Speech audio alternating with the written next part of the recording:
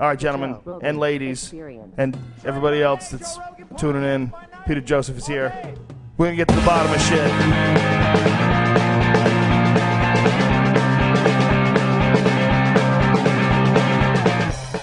We're going to get to the bottom of shit.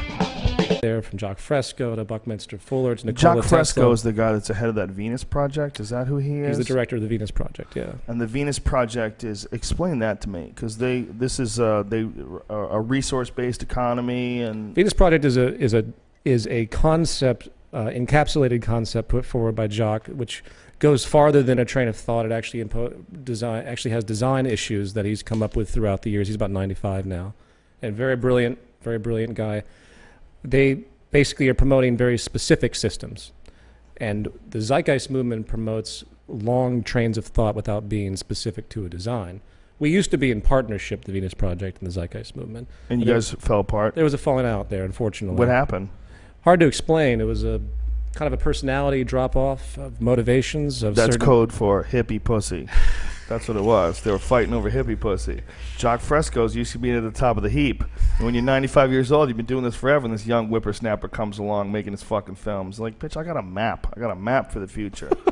So this, I watch a lot of things online, and when I sit in front of it, I do two things. I mean, I absorb whatever someone's putting out, of course. I listen to their message.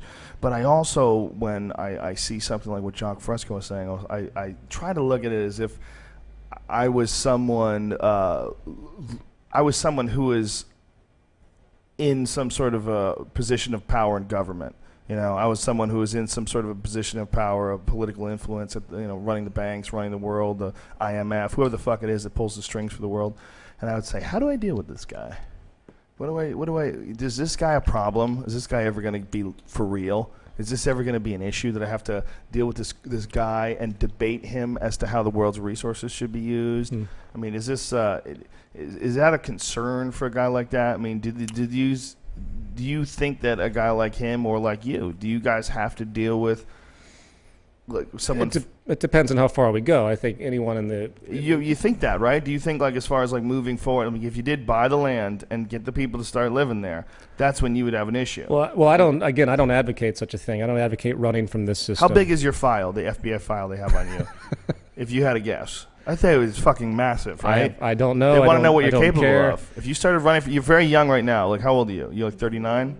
No, 32. 32. That's amazing. Well, you're 32. That's incredible. So when you came out with the first Zeitgeist, how old were you?